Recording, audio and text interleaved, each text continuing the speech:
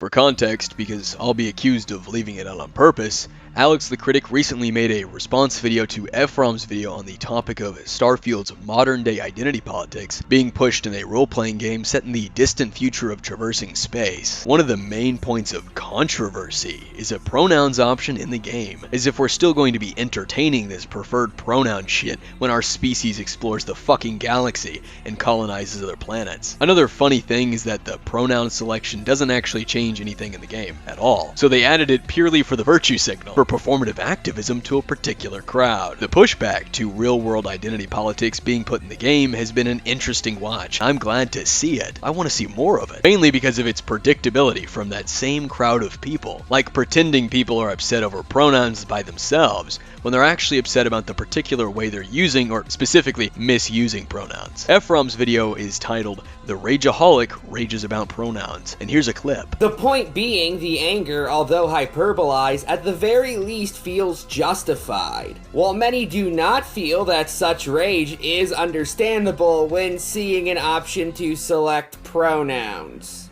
which most people think is a cartoonishly small thing to get upset over. Remember, hyperbole is defined as extravagant exaggerations. However, in order for you to exaggerate those feelings, you have to have them in the first place, and if your underlying point is moronic, then your rant is going to be moronic. What this is treating pronouns as something one selects or decides, and stuff like this is obviously done in an attempt to normalize this trend, similar to the trend of putting pronouns in your bio, and social media companies that have added gimmicks to their sites to cater to the shit. It is this particular treatment and misuse of pronouns that people take issue with, because it's nothing more than trying to normalize something like this into the culture. That is exactly why there's pushback. And second, hopefully now you know precisely why I called these cockholsters out on their fair weather fucking bullshit years ago. In retrospect, it's abundantly clear most of the skeptosphere on YouTube only attacked Anita in a failed Freudian attempt to distance their own brand of authoritarian collectivism from hers. Hell, most of these motherfuckers make her look moderate these days.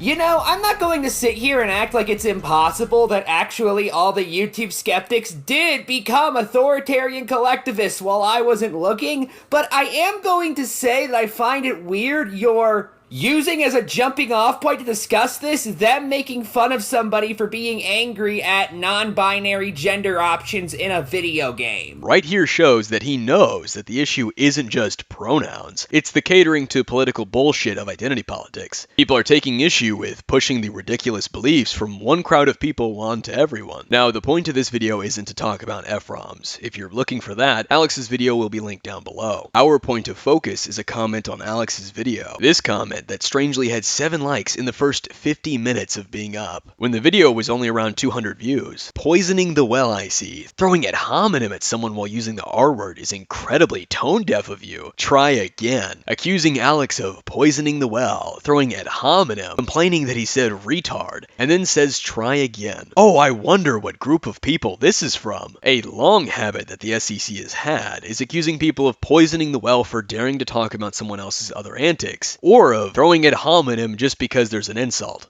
We're here to talk about a man-child with an insane amount of mental gymnastics that rivals the top commentators in the commentary community. Meet Dan Stein, an SJW right-wing extremist, future Discord moderator, an avid kitty lover, not the cat kind, who doesn't know how to interact with people very well. So in this opening 21 seconds, you have done nothing but give me an ear infection and waste our time by throwing out all well-poisoning ad hominem attacks that you could think of while sneakily throwing the commentary community under the bus for literally no reason. An ad hominem is defined as appealing to feelings or prejudice rather than intellect, an ad hominem argument, marked by or being an attack on an opponent's character rather than by an answer to the contentions made. Let's look at another definition just to be sure. Attacking the person. This fallacy occurs when, instead of addressing someone's argument or position, you irrelevantly attack the person or some aspect of the person who is making the argument. The fallacious attack can also be direct to membership in a group or institution. The last part is referring to guilty by association. If we take a look at this pyramid, it also provides a definition. Attacks the characteristics or authority of the writer without addressing the substance of the argument. If someone says, "You're an idiot," in response to an argument, that would be an ad hominem. Alex did not do that. If someone says, "You're wrong about X because of Y, you fucking idiot," that is not an ad ad hominem. That is something Alex did do. It's such a small deal that when an impossibly based Battletech fan modded the 2018 PC game to remove the silly-ass penis pronouns from the game, it was permanently fucking banned from the Mod Nexus website. But remember, folks, it's no big fucking deal. And to prove it, they'll deplatform you. Yeah, and those people are also idiotic in my opinion. I don't get your fucking point. I just don't. So Ephraim acknowledges that the people who claim that the preferred pronouns option in Starfield is, quote, no big deal, are acting in ways that betray that claim, and even agrees that their deplatforming of dissenters is idiotic, and yet he still doesn't understand what Razorfist's point is? Alright, here is an explanation of Razorfist's point that even a 5-year-old can grasp. Starfield having a preferred pronouns option in its character creator is a big deal because modders are getting deplatformed for trying to post mods that remove the option, and commentators are being attacked for criticizing it. If this wasn't that big of a deal, then neither of those things would be happening.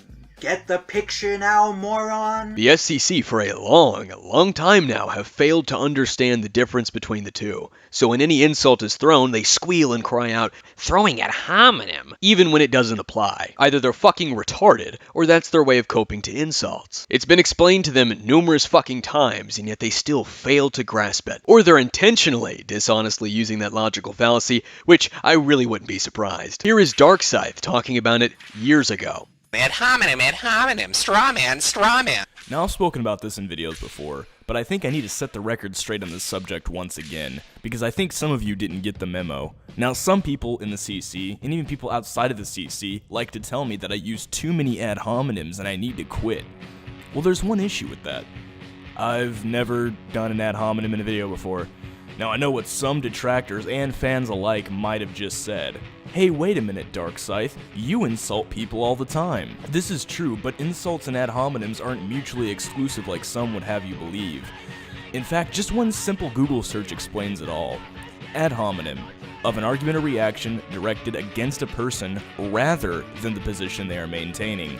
See, an ad hominem is attacking the person instead of arguing against their point. If you argue against their point but also sprinkle it with some insults, this is not an ad hominem. Now that last part, try again. Those two words are special to the SCC because their diaper-loving overlord Doodletones has said it many times. It's a reoccurring gag that many in the SCC pay homage to by using. Automagic Critic also has a tendency to use alt accounts to see my comments, so I really wouldn't be all that surprised if this was him. Either way, this is really fucking embarrassing. If you're going to hide behind alts to make it look like you have an audience that aren't other SCC members, try not to use the usual brain-dead SCC argumentation, and don't go suspiciously spamming the comment with likes, you fucking idiots. I can almost guarantee whoever is behind this alt account flaunted their comment in an SCC Discord server, probably after they sent Alex's video into their material chat, and the other members went to like it, just for a cherry on top. This is a comment that appeared in Alex's Held for Review, but the SCC definitely aren't a whiny, dishonest monolith.